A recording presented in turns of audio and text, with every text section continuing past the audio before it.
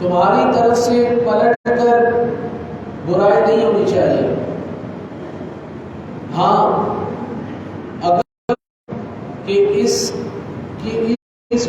زیادہ نقصان ہوگا، لوگوں کو یہ نقصان پہنچائے گا، پھر جا کر اس کے راز کو کھول دینا چاہیے، ورنہ اس کے راز کو اس انداز میں کھولنے کی اجازت بھی نہیں ہے۔ اس آیت کے تحت علماء کرام سیدنا صدیق اکبر رضی اللہ تعالیٰ عنہ کا ایک واقعہ بیان کر رہے ہیں کہ حضرت سیدنا صدیق اکبر رضی اللہ تعالیٰ عنہ ایک مرتبہ آقا کریم صلی اللہ علیہ وسلم کے دربار میں حاضر تھے کہ ایک شخص آیا اور اس نے آپ کو برا بھلا کہنا شروع کر دیا، آپ خاموش رہے، پھر اس نے دوبارہ کہنا شروع کر دیا، آپ پھر خاموش رہے، اور آقا کریم صلی اللہ علیہ وسلم بھی موجود ہے۔ تیسری مرتبہ جب اس نے دوبارہ برا بھلا کہنا شروع کیا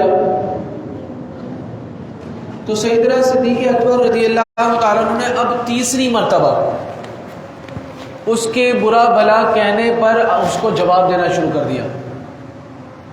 تو سیدنا صدیق اکبر رضی اللہ تعالیٰ عنہ نے جب اسے جواب دیا تو آقا کریم صلی اللہ علیہ وسلم اٹھ کر تشریف فرما ہو گئے۔ پھر سیدنا صدیق اکبر رضی اللہ تعالیٰ عنہ آقا کریم صلی اللہ علیہ وسلم کی بارگاہ میں پہنچے اور عرض کیا، رسول اللہ صلی اللہ علیہ وسلم، جب تک وہ مجھے برا کہہ رہا تھا آپ تشریف فرما تھے، آپ نے کچھ نہیں فرمایا، لیکن جیسے ہی میں نے اسے پلٹ کر جواب دیا آپ تشریف لے گئے۔ تو آقا کریم صلی اللہ علیہ وسلم نے فرمایا، سیدنا صدیق اکبر رضی اللہ تعالیٰ عنہ، اے میرے محبوب صحابی، جب تک آپ خاموش تھے اللہ تعالیٰ نے آپ کی طرف سے فرشتہ نازل فرما دیا تھا جو آپ کی طرف سے جواب دے رہا تھا، لیکن جیسے ہی آپ نے جواب دیا وہ فرشتہ چلا گیا، شیطان آ گیا، لہٰذا میں اٹھ کر چلا گیا۔ تو کیا ہمیں یہاں پر سبق ملتا ہے کہ کسی کی برائیاں برا کہنے سے ہمیں اثر نہیں پڑنا چاہیے، اللہ تبارک و تعالی ہماری طرف سے اس کو خود جواب دے رہا ہوتا ہے۔ ایک تو ویسے بھی جو کسی کو برا کہتا ہے وہ خود آئینے میں بات کر رہا ہوتا ہے، لہٰذا ہمیں اس کا جواب دینا ہی نہیں چاہیے کہ بعد غصے اور غصے کے بعد لڑائیوں تک بڑھے۔ ہمیں چاہیے کہ ہم خاموشی اختیار کر لیں، قرآن مجید ہمیں یہ سکھا رہا ہے۔ آگے چلتے ہیں تو آگے جو ہے سورہ مائدہ ہے، چونکہ اس میں مائدہ یعنی دسترخوان کا قصہ مذکور ہے اس لیے اس کا نام سورہ مائدہ رکھا گیا ہے۔ بعض روایات سے ثابت ہوتا ہے جیسا کہ حضرت عائشہ صدیقہ رضی اللہ تعالیٰ عنہ نے فرمایا کہ نزول کے اعتبار سے سورہ مائدہ سب سے آخری سورت ہے۔ اس سورت میں حلال و حرام کے متعدد احکام اللہ تعالیٰ نے بیان کیے ہیں اور 3 قصے بھی بیان کیے ہیں، لہٰذا یہ سورت اتنی قیمتی ہے۔ اور اس سورت کی ایک خاص بات یہ ہے کہ اس میں وہ آیت کریمہ بھی ہے جو حجت الوداع کے موقع پر حضور نبی کریم صلی اللہ علیہ وسلم پر نازل ہوئی، یعنی جب آقا کریم صلی اللہ علیہ وسلم نے حجت الوداع کا خطبہ دیا تو یہ آیت کریمہ آقا کریم صلی اللہ علیہ وسلم پر نازل ہوئی کہ الیوم اکملت لکم دینکم واتممت علیکم نعمتی ورضیت لکم الاسلام دینا۔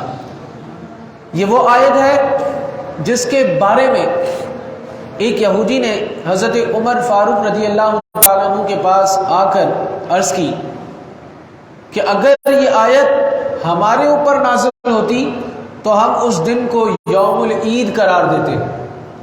یعنی اس آیت میں کیا فرما رہا ہے اللہ تعالیٰ کہ اب دین مکمل ہو گیا، یعنی تمام چیزیں نازل کر دی گئی، اے لوٹنے والوں اب حاصل کر لو، اب کوئی بات نہیں آئے گی کہ تمہیں کہا جائے گا اس پر نہیں اس پر عمل کر لو، بلکہ سب کچھ آ چکا ہے۔ تو شخص نے کہا کہ اے سیدنا عمر فاروق رضی اللہ تعالیٰ عنہ، اگر یہ آیت ہم پر اترتی نا تو ہم اس دن کو یوم العید منا لیتے۔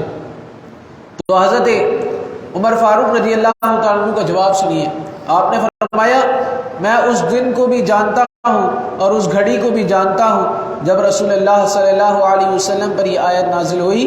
وہ عرفہ کی شام تھی، جمعے کا دن تھا، گویا کہ ہمارے لیے دو دو عیدیں تھیں.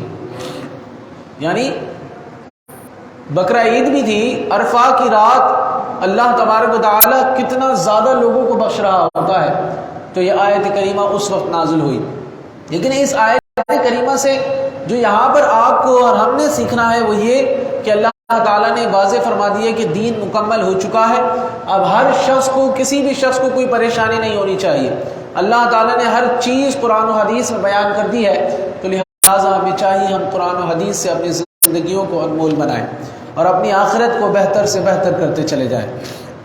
آگے چلتے ہیں. تو آگے اللہ تعالیٰ نے مسلمانوں پر اپنے اس فضل اور انعام اور اس احسان کا ذکر کیا ہے کہ اللہ نے بندوں پر، اللہ تعالیٰ نے فرمایا کہ اے میرے بندو، میں نے تمہیں وضو اور غسل کے ذریعے ظاہری اور باطنی پاکی عطا فرمائی ہے کہ تم وضو کرو تاکہ تم روحانی طور پر اللہ کے ساتھ مناجات کے لیے تیار ہو جاؤ. بندوں پر اللہ کے فضل و احسان میں سے ایک یہ بھی ہے کہ پانی کے استعمال کی قدرت نہ ہونے کی صورت میں تیمم کی اجازت بھی دی گئی. یعنی آپ ذرا اس بات پہ غور کریں کہ اللہ تعالیٰ نے فرمایا کہ وضو کرو اور پاک ہو جاؤ. غور کر رہے ہیں آپ؟ اور پاک ہو کر ہماری طرف ہماری مناجات کے لیے حاضر ہو جاؤ. اس سننے میں تو بہت آسان سی بات ہے، لیکن اگر آپ اس میں غور کریں گے تو اللہ تبارک و تعالیٰ جو سبق دے رہا ہے وہ بڑا قیمتی ہے کہ بندوں پر اللہ کا فضل یہ ہے کہ اگر پانی نہ ہو تو فرمایا تیمم کر کے تم ہماری بارگاہ میں آ جاؤ. کیونکہ اسلامی شریعت آسان شریعت ہے، اس میں قدم قدم پر بندوں کی مجبوریوں کا لحاظ بھی رکھا گیا ہے. چنانچہ اس پارے کے 6 رکوع میں فرمایا گیا اللہ تم پر تنگی نہیں کرنا چاہتا بلکہ وہ چاہتا ہے کہ تمہیں پاک کر دے اور تمہارے اوپر احسان پورا کر دے تاکہ تم شکر کرنے والے بن جاؤ. اب میں آپ کو اس بات کا مطلب سمجھاتا ہوں. یعنی اللہ تبارک و تعالیٰ چاہ رہا ہے کہ بندے تو پاک ہوتا رہے، اپنے اندرونی اپنی باطن کو بھی پاک کر، اپنے ظاہر کو بھی پاک کر اور ہماری بارگاہ میں آجا، ہم قبول کر لیں گے. یعنی اللہ تبارک و تعالیٰ چاہ رہا ہے کہ انسان کے اندرونی معاملات بھی اچھے ہوں اور وہ باہر سے بھی چمکتا ہو، اندر سے بھی چمکتا ہو. آج ہم ظاہری چمک تو بہت اختیار کر لیتے ہیں، جی فلانی جگہ جانا ہے، صاف ستھرے ہو جائیں، کیا کہیں گے لوگ. لیکن اللہ کی بارگاہ ایسی ہے کہ اس میں جاتے ہوئے انسان کو اپنا باطن بھی پاک کرنا چاہیے. کسی کا بغض تو نہیں ہے، کسی سے حسد تو نہیں ہے، کہیں کینہ تو نہیں بھرا ہوا، کہیں کسی کا کوئی مطلب تو نہیں ہے، کسی کا کچھ لینا دینا تو نہیں. ہر چیز کو نکال کر بندہ رکھ دے اور اللہ کی بارگاہ میں حاضر ہو جائے، اللہ تبارک و تعالیٰ اس بندے کو قبول کر لے گا. اور فرمایا شریعت بھی آسان ہے کہ ظاہری پاکی کے لیے تمہیں اتنی محنت کرنے کی ضرورت نہیں ہے.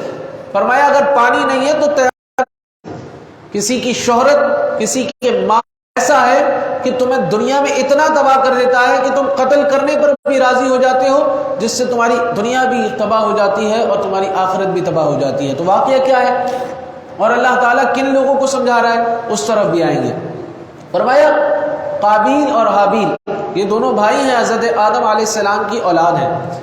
اب غور کیجیے گا، حضرت آدم علیہ السلام، اب یہاں سے انسانیت کی ابتدا ہو رہی تھی تو اللہ تبارک و تعالیٰ آپ کی جو زوجہ ہیں حضرت حوا، ان کی یہاں جب پیدائش ہوتی تھی، جب حمل ٹھہرتا تھا تو 2 کا ٹھہرتا تھا، یعنی ایک بیٹا اور ایک بیٹی. اس انداز سے ہر حمل میں ایک بیٹا اور ایک بیٹی ہوتی تھی.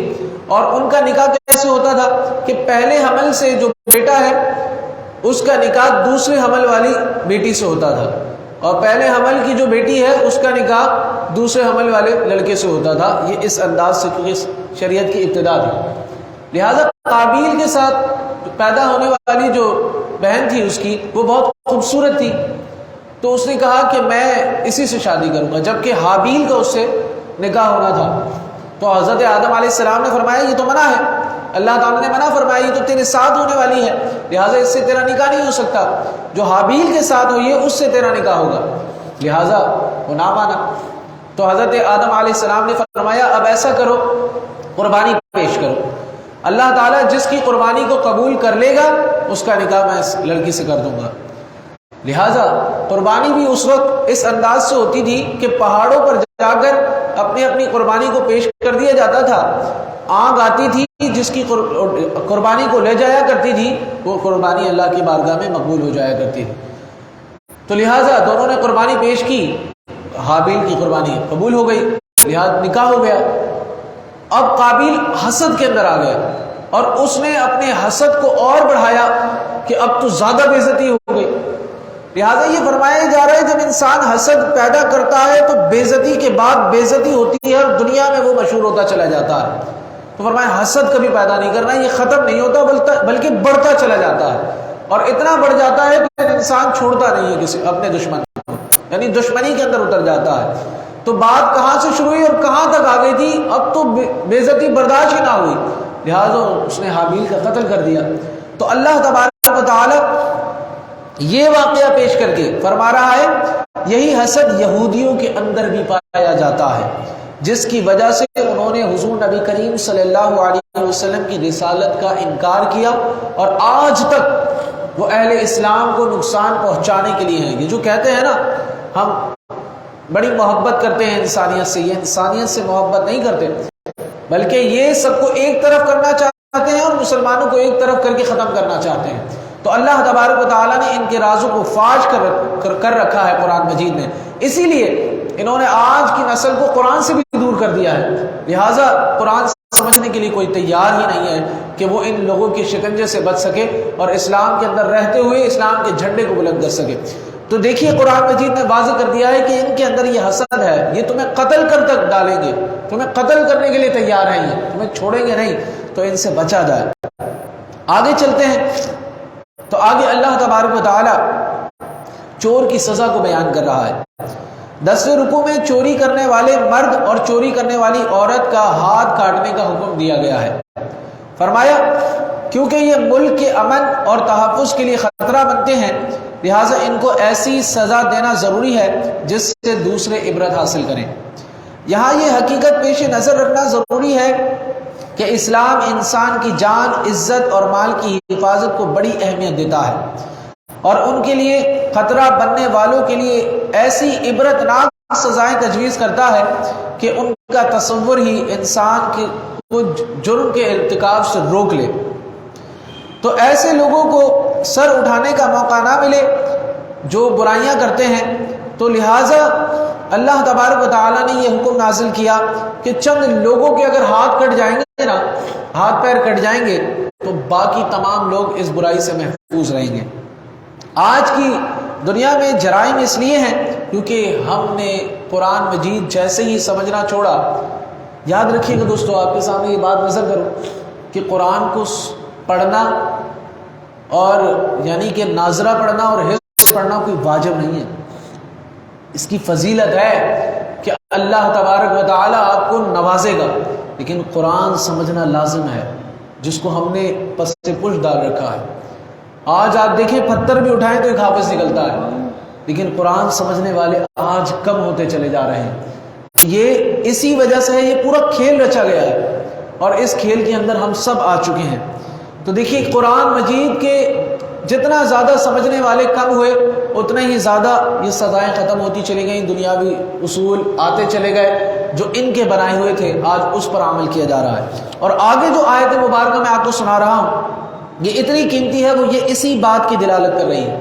فرمایا یا ایھا الذین آمنوا لا تتخذوا اليہود والنصارى، اے مومنو ان یہودیوں اور نصرانیوں سے دوستی نہ کرنا. اے مسلمانوں ان یہودیوں اور نصرانیوں سے یعنی کہ یہودی اور عیسائیوں سے دوستی نہ کرنا. کیوں؟ اللہ تعالیٰ نے یہاں تک یہ تک فرمایا اگر تم ان کو دوست بنا لو گے آپس میں ایک دوسرے کو چھوڑ کر تو اللہ تبارک و تعالی ظالم قوم کو ہدایت نہیں دیتا. یعنی تمہارا شمار بھی ان کے ساتھ ہو جائے گا اور تمہیں ہدایت کبھی میسر نہیں آئے گی. آج یہ بات ہے دوستو، آج جو ہم سب اکٹھے اجتماعی طور پر ہدایت سے دور ہوتے چلے جا رہے ہیں اور ان کے اندر گھلتے ملتے جا رہے ہیں. آج ہم لوگ ان کے طریقہ کار کو اپنانا چاہتے ہیں اور انہوں نے ہمیں ہمارے طریقہ کار سے نکال کر رکھ دیا. آج ہم کہتے ہیں کہ فلانے ملک میں تو دیکھو کتنی ترقی ہے، وہ کیسے آگے بڑھ رہے ہیں، یہی تو کھیل رچا گیا ہے۔ وہ محنت آج تک کر رہے ہیں اسلام کو ختم کرنے کی، لیکن اسلام کبھی ختم نہیں ہوگا۔ اللہ تبارک و تعالیٰ ایک ایک سے مجمع کی ہدایت کرے گا، اور اللہ تبارک و تعالیٰ ہم سب کو ہدایت یافتہ بنا کر رکھے، اور ان لوگوں کے شکنجے سے ہم سب کو اللہ تبارک و تعالیٰ بچا کر رکھے، کیونکہ اللہ تعالیٰ نے یہاں تک فرما دیا اگر تم نے اہل اسلام کو چھوڑ کر ان سے دوستی کا ہاتھ بڑھا لیا تو بے شک اللہ تعالیٰ ظالم قوم کو ہدایت نہیں دیتا۔ اللہ تعالیٰ نے ظالم قرار دے دیا کہ تم بھی انہی میں شمار ہو جاؤ گے۔ قرآن مجید کی صداقت کا زندہ معجزہ ہم اپنی آنکھوں سے دیکھ رہے ہیں کہ آپس کے شدید مذہبی اور سیاسی اختلافات کے باوجود یہود و نصارہ مسلمانوں کے مقابلے میں متحد ہیں۔ تعجب تو اس بات پر ہے کہ عالم اسلام کے حکمران قرآن حکیم کی واضح ہدایت کے باوجود آج بھی ان کے اشاروں پر کیا کرنے کے لیے تیار نہیں۔ آج سعودیہ کا حشر دیکھیں، آج اسلامی ممالک کا حشر دیکھیں جو ان کے پیچھے چل رہے ہیں، آج وہ اپنے اسلامی شعار کو چھوڑ کر کیا کر چکے ہیں۔ تو لہٰذا ہمیں قرآن کو سمجھنا پڑے گا، ہمیں قرآن کو پڑھنا پڑے گا تاکہ اللہ تبارک و تعالی ہمیں ان کے شکنجے سے نکالے، اور جتنا زیادہ ہم قرآن سے قریب ہوتے چلے جائیں گے تو پھر قرآن ہی ہے جو ہمیں ان کے شکنجے سے نکالے گا۔ یہ طاقتیں ہیں، قرآن و حدیث اور اللہ کے محبوب اور نیک اولیاء، یہ طاقتیں ہیں، اگر ہم نے ان کی طرف ہاتھ بڑھا لیے تو اللہ تبارک و تعالی ہمیں ان کے شکنجے سے نکال دے گا۔ دیکھیے نا، اللہ تعالیٰ نے فرمایا اہل اسلام کی دوستی کو نہ چھوڑنا۔ اس سے مراد کیا ہے کہ اللہ تبارک و تعالی چاہ رہے ہیں ہم ایسے لوگ، تبارک و تعالی نے فرمایا کہ اے مومنو یاد رکھنا اگر تم اہل اسلام کو چھوڑ کر ان برے لوگوں کی دوستی کو اختیار کرتے ہو اور تم دین کے راستے سے دور ہٹتے ہو، یعنی دین تمہاری جگہ ایسے لوگوں کو لے آئے گا جو اللہ تعالیٰ کی عبادت کرے گا، یعنی وہ اللہ تعالیٰ کی عبادت کریں گے اور اللہ کو دوست رکھیں گے۔ لہٰذا اللہ تعالیٰ نے واضح فرما دیا اگر تم دور بھاگ رہے ہو نا تو اللہ تعالیٰ کو بھی تمہاری کوئی ضرورت نہیں ہے، اللہ تعالیٰ بھی تمہاری جگہ وہ لوگ لے آئے گا جو اللہ تعالیٰ کی عبادت کرنے کے لیے تیار ہے۔ لہٰذا ہمیں یہاں پر جھنجھوڑا گیا اگر ہم نہیں سدھر رہے تو اللہ تبارک و تعالی ہماری جگہ دوسرے لوگوں کو لانے کے لیے تیار ہے۔ آج بھی کتنے لوگ بڑھ رہے ہیں، آ رہے ہیں، جانے والے جا رہے ہیں، تو اللہ تعالیٰ نے فرمایا تم تو چلے جاؤ گے لیکن ہماری عبادت کرنے والے موجود ہوں گے جو ہماری عبادت کریں گے۔ لہٰذا اللہ کو ہماری ضرورت نہیں ہے، ہمیں اللہ کی ضرورت ہے تاکہ ہماری دنیا بھی آسان ہو، ہماری آخرت بھی آسان ہو۔ تو اللہ تبارک و تعالی ہمیں اہل اسلام سے محبت، آپس میں ایک دوسرے سے محبت اور دین اسلام کے بتائے ہوئے فرمائے۔ ہم نے جو کچھ سنا سید الانبیاء والمرسلین وعلی آلہ واصحابہ اجمعین، اللہم ربنا آتنا فی الدنیا حسنۃ وفی الآخرۃ حسنۃ وقنا عذاب النار، اللہم انت السلام ومنک السلام والیک یرجع السلام، حینا ربنا فی السلام وادخلنا دار السلام، تبارک ربنا وتعالیت یا ذا الجلال والاکرام۔ اللهم اغفر وارحم وانت خير الراحمين،